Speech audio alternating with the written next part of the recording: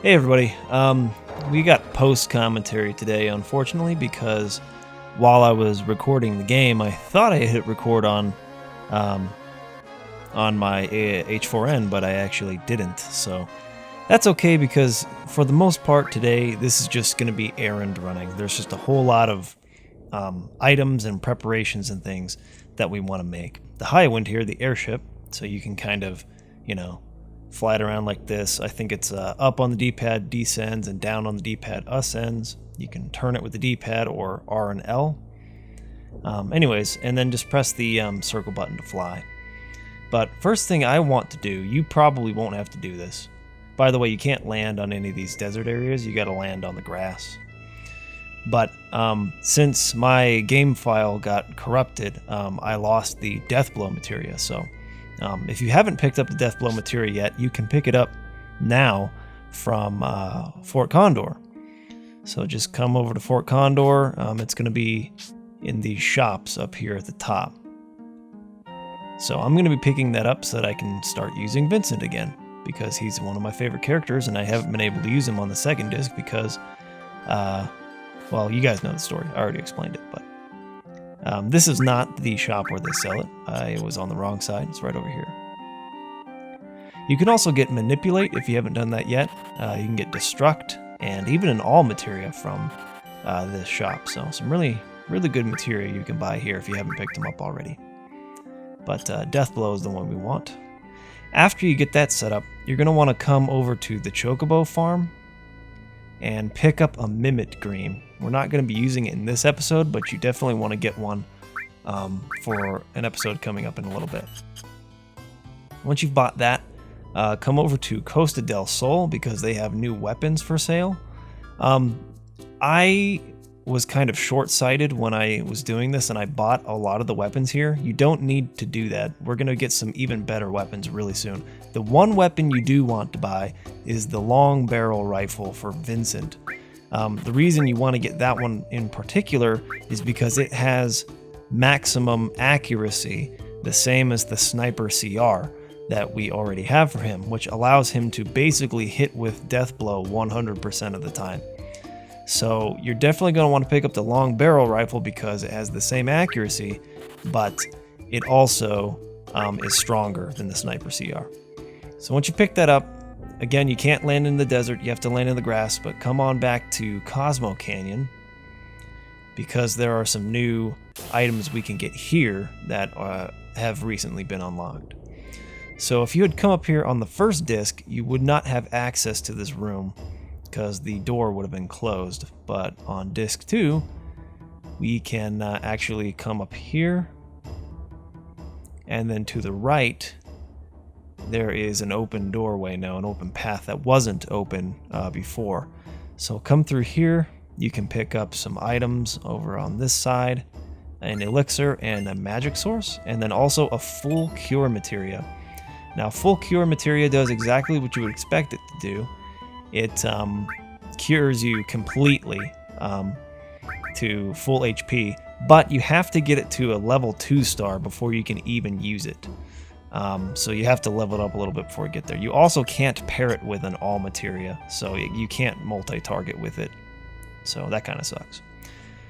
Anyways, then come over to Nibelheim because there's an item we can get here now. If you played the piano earlier in the game, when we came through here, and you got the 1 gil out of it, you'll be able to pick up this elemental materia from here. So that's nice if you want to pick that up. Then go to Rocket Town because there's a couple new treasure chests we can get. In this first house on the left, I was having a really hard time seeing the doors. They're really well camouflaged with the wall, but it's in the room to the north there, through the door here over on the far left. Anyways, really good piece of armor, the 4th bracelet. I actually end up using this in a couple episodes from now. I didn't get it right now, and I thought it was an accessory at first, but it's actually a piece of armor. And look at the magic defense on that. The reason you wouldn't care to use this if you're playing the PlayStation version is because magic defense is bugged. But in this version of the game on Steam, I've said this probably like 50 times by now, but magic defense actually works. So you can equip this, It's going to take your defense down a little bit, but that added magic defense is totally worth it. And it gives you more materia slots, a lot more materia slots than the adamant bangle, so it's totally worth equipping right away. And then there's another chest up here in this house, up to the north here. The chest is actually down and to the right in this place, and I think it's just a guard source. Yeah. So after you've done that, there's a brand new place we want to go to. Could not have accessed it before without the airship, but it's not even on the map. As you can see here, this island does not appear on the map. It's to the south of the second continent. Now, you're going to want to set up your materia in a pretty particular way here. You're going to want to manipulate this enemy with Tifa, use level 4 suicide, which is an enemy skill, and then morph it.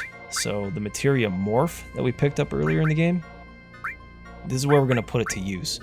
So I would equip that on Vincent so that you can manipulate with Tifa, level 4 suicide with Red 13, and then morph with Vincent.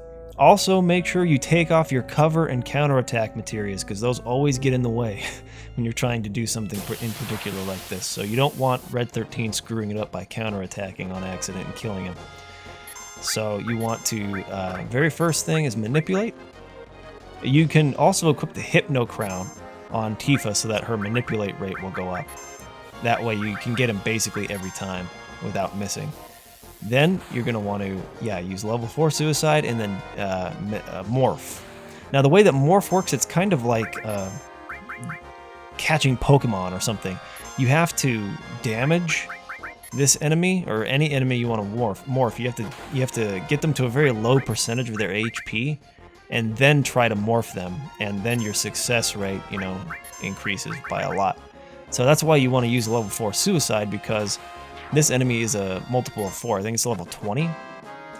Anyways, if you morph it, you get a Tetra Elemental, which is an amazing accessory.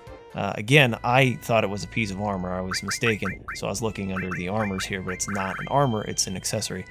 And what it does is it absorbs every elemental attack in the game. So fire, ice, lightning, earth, any elemental attack, it absorbs it, meaning it will heal you if someone casts one of those elements on your party. So you definitely want to get 3 of these before moving on for a boss fight we're going to do a little bit later in the game. Actually, pretty soon. Last thing to do today is come to this island to the far northeast. And inside of this forest, you can come across an enemy. I think it's just called Goblin. It's this guy here. He's got like the boxing mitts on. Anyways, same deal. You want to manipulate him and then try to steal a Zeo Nut from him. You'll also want to learn an enemy skill, the Goblin Punch, this second one here. Teach that to all of your guys. It might take you a really, really long time to steal this item. It's very hard to get. But the Zeo Nut is very important for a side quest we're going to be doing later. So make sure you pick that up. And then I think that's all the errands that we need to run before continuing on with the game. So thanks for watching. See you next time. Peace!